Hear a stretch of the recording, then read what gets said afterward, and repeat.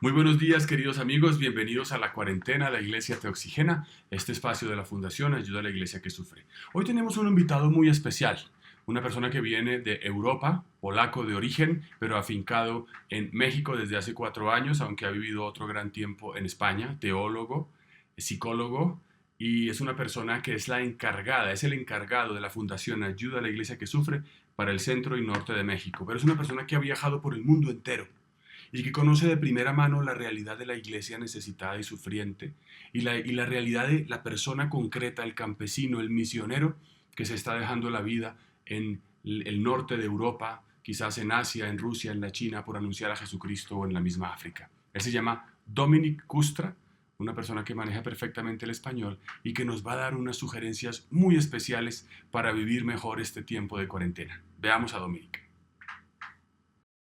Muy buenas, queridos amigos. Estamos muy contentos aquí en la cuarentena. Tenemos un invitado muy especial que nos habla desde Guadalajara, Jalisco, en México, nada menos que Dominic Kustra, también un colaborador eh, fundamental de la Fundación Ayuda a la Iglesia que Sufre en México. Bienvenido, Dominic, a la cuarentena. Muchísimas gracias, padre. De verdad es un gran placer estar con ustedes esos ratos. Desgraciadamente vía virtual, pero bueno, siempre es una reunión muy agradable. Pues sí, damos gracias a Dios por estos medios. Dominic, para empezar, yo quisiera que las personas que nos ven conozcan un poquito quién es Dominic, porque es muy importante tu experiencia. Tú eres una persona que, mira, eres polaco, pero hablas perfectamente el español y tienes una experiencia, digamos, en la iglesia y en la fundación desde hace muchos años. Cuéntanos un poquitico de tu labor en la iglesia y en la fundación. Yo soy, como ha dicho, polaco, soy teólogo, soy pedagogo y ya llevo trabajando para la Fundación Ayuda a la Iglesia que Sufre desde hace unos casi 20 años. Comencé trabajando en España y luego cuando salió la propuesta de fundar una nueva oficina, una nueva sede en México, pues con mucho gusto acepté esta propuesta y ya llevo aquí 4 años trabajando en la Fundación en México, siendo responsable de toda la zona centro-norte, ¿no?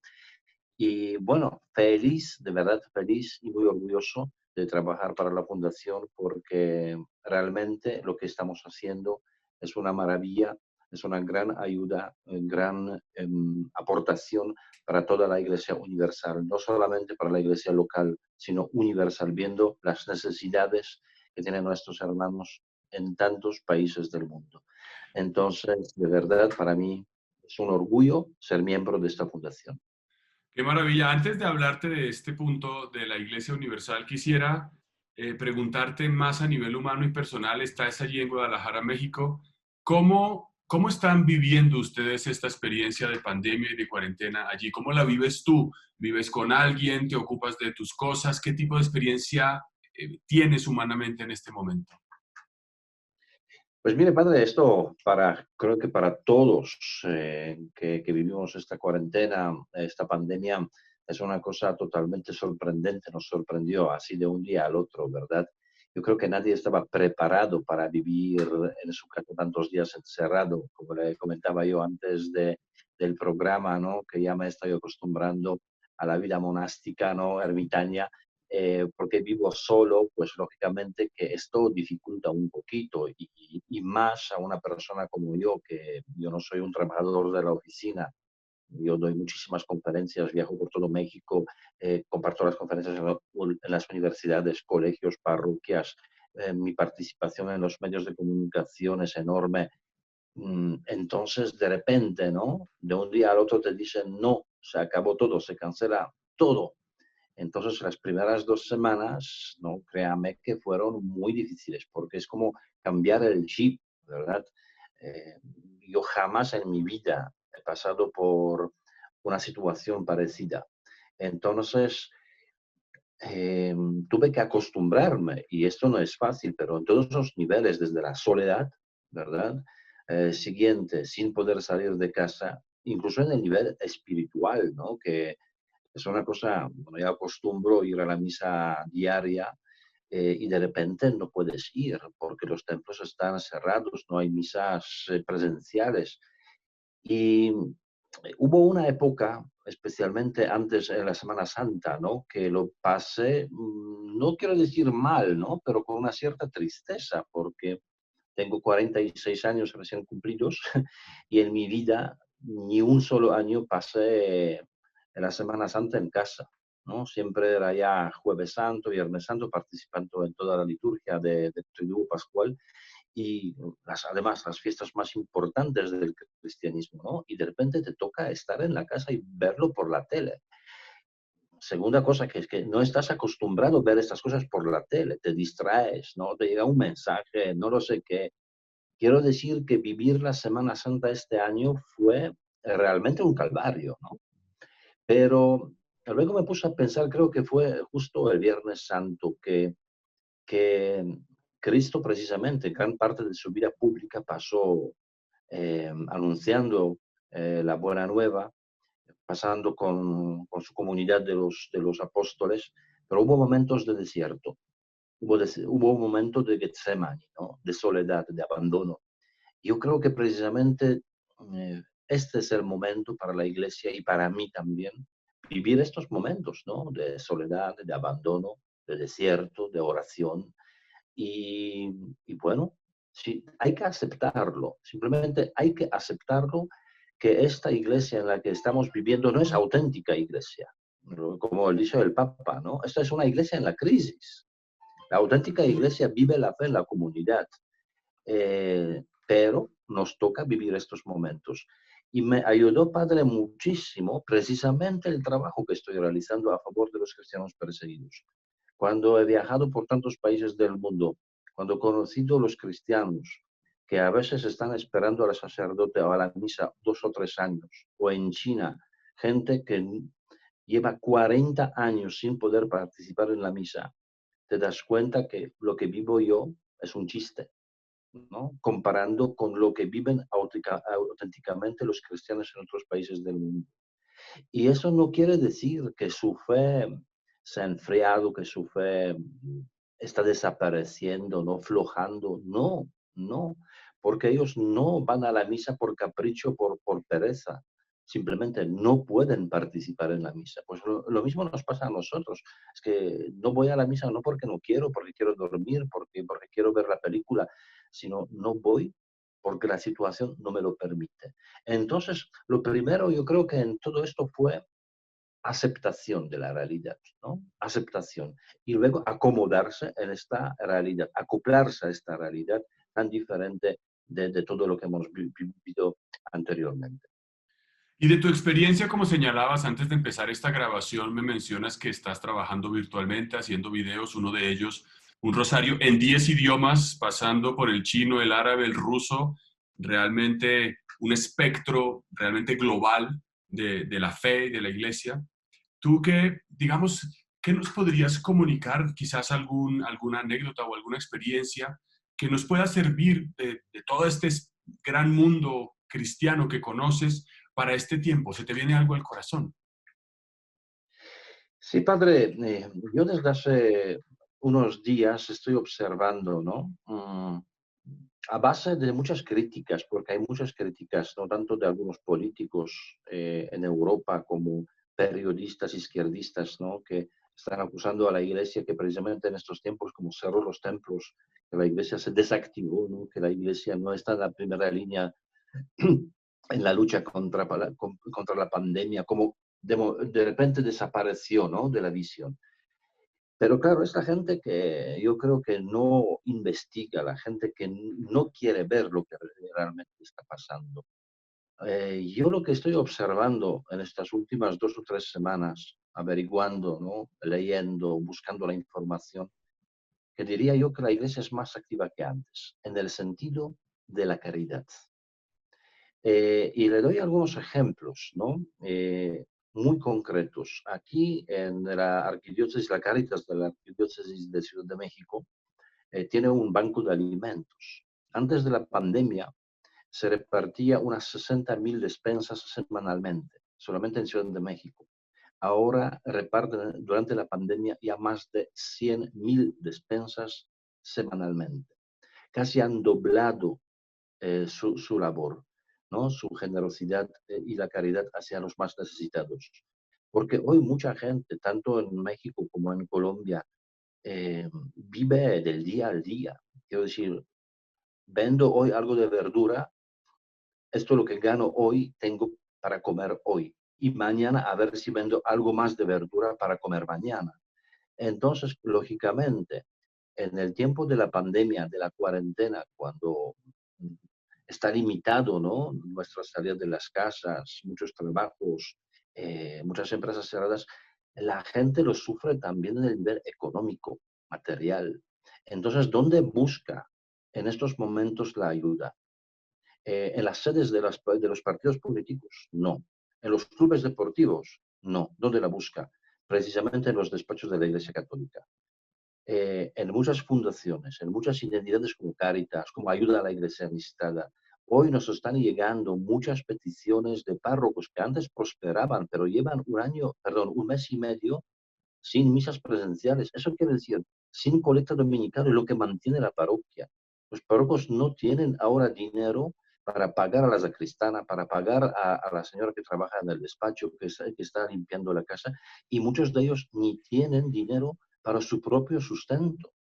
Quiero decir que hoy, a pesar que la Iglesia pasa por la crisis también, en este sentido, la crisis económico, sigue más generosa que antes. Esto es, yo digo que son milagros, ¿no? Son milagros. Entonces, otra cosa que me llamó muchísima atención, usted me ha presentado, ¿no? Que soy polaco, y justo estaba mirando lo que está pasando durante esta pandemia, durante esta cuarentena en Polonia. ¿Sabe usted cuántas religiosas están, pero en la primera línea en la lucha contra el coronavirus? ¿Cuántas religiosas participan en cualquier tipo de actividad para combatir la pandemia? Más de 3.000. Wow. Oficialmente. Más de 3.000 religiosas. Unas, por ejemplo, yo tengo datos concretos, ¿no? 1.020 enfermeras, 32 médicas, 400 y pico trabajando en las residencias de mayores o casas similares, ¿no? Atendiendo a los más vulnerables a este virus, ¿no? Religiosas, creo que 1.300 religiosas haciendo trajes de protección y mascarillas para el personal médico. Entonces, la Iglesia, aunque quizás no es tan visible, ¿no? En estos momentos, pero en silencio y fuera de las cámaras, de los flashes, ¿no? Está realizando una labor impresionante, impresionante. Y hay que añadir una cosa que a mí me da como mucha esperanza, ¿no? Como mucha fortaleza, que pues, estamos solamente mirando toda la obra como social de la Iglesia. Pero en estos momentos, lo más importante para mucha gente es el acompañamiento espiritual.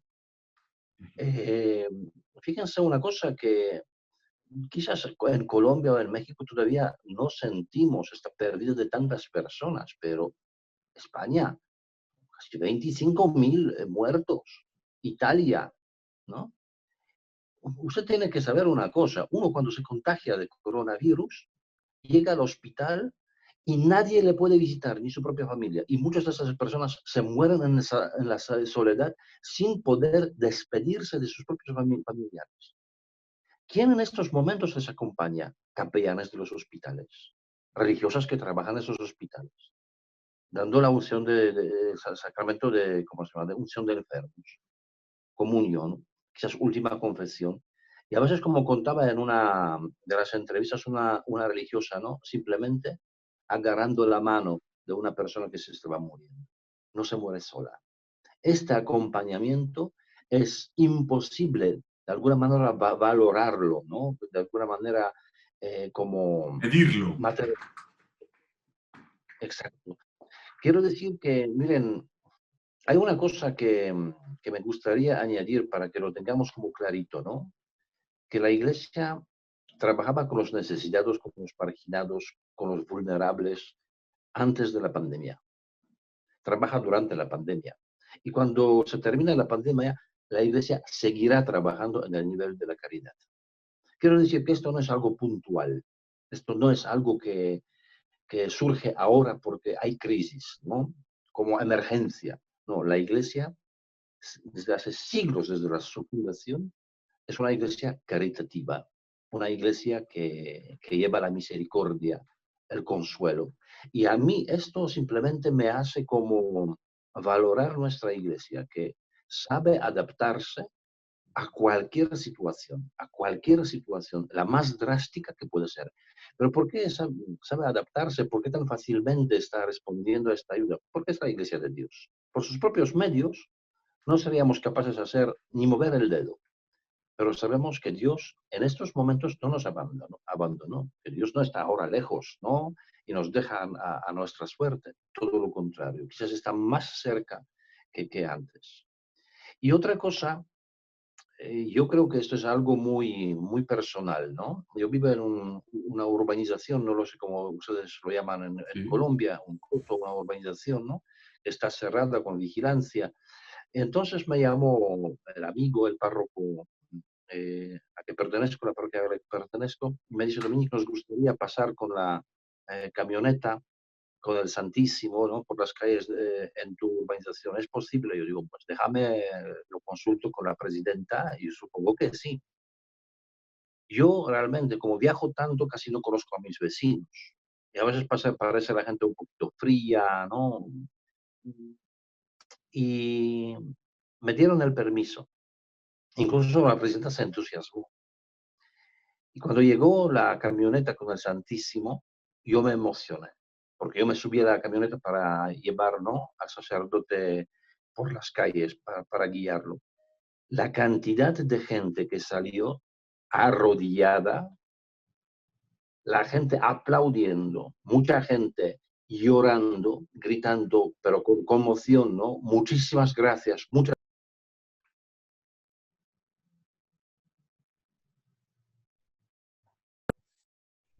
necesidad de Dios. La gente que tiene una enorme necesidad de encontrar al Señor. Y este paseo con el Santísimo se notaba que la gente como revivió, ¿no? Como les dio como una fuerza enorme, ¿no? Para seguir adelante a pesar de la crisis, de todas las dificultades. Entonces son cuestiones que dices, quizás realmente tenemos los templos cerrados, ¿no? Y no es por el capricho ninguno, sino por motivos de seguridad, de combatir la pandemia, ¿no? Pero la iglesia es muy viva, mucho más viva de lo que pensamos. Y miles, docenas de amigos míos, sacerdotes que les conozco, que son mejores amigos míos, ¿no? Realmente les descubro de nuevo, ¿no? Porque yo no pensaba antes que tienen tanto genio en buen sentido, ¿no? Que inventan cosas que antes ni se les pasaba por la cabeza, ¿no? eh, uno que ni sabía utilizar bien el celular, de repente le veo en streaming celebrando la misa, ¿verdad? A los fieles por Facebook, ¿no? Y antes ni lo tenía. Dices, vaya, vaya, qué pasos, ¿no? Quiero decir que es algo que a mí me emociona porque, repito, eh, me siento como miembro de esta gran familia de la Iglesia católica, quiere decir, de la Iglesia universal, de la Iglesia mundial, ¿no? De Jesucristo.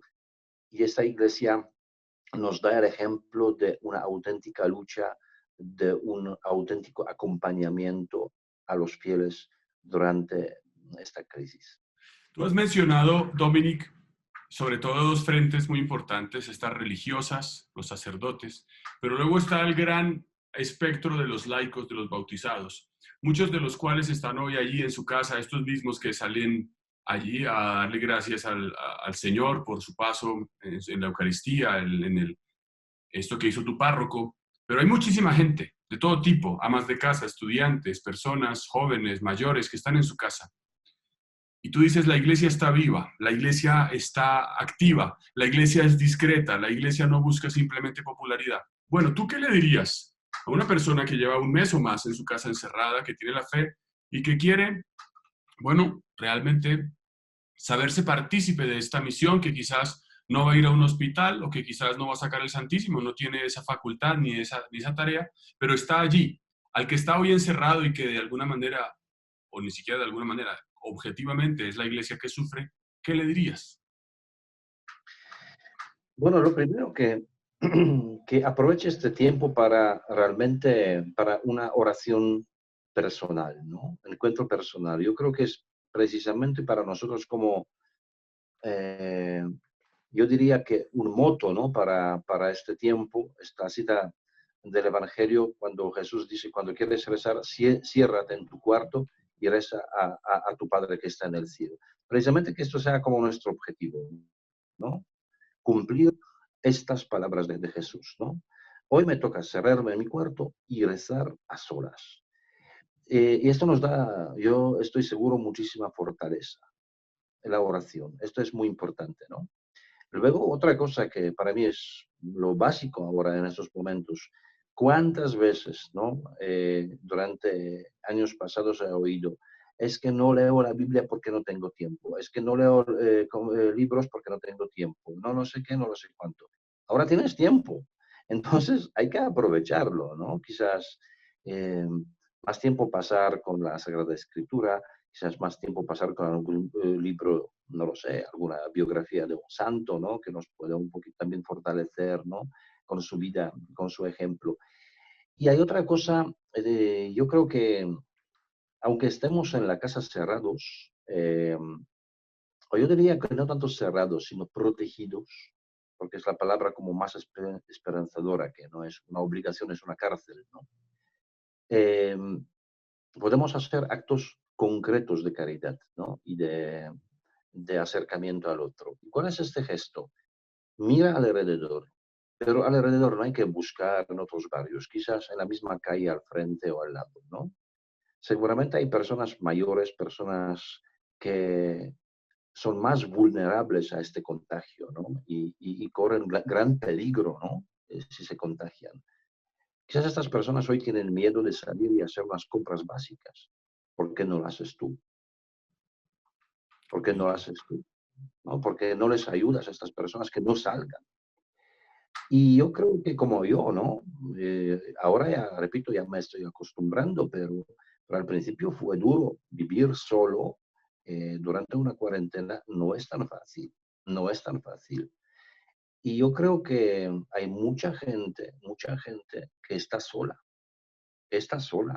Y yo les aseguro que este gesto de llamar todos los días, de mandar un mensajito, ¿no?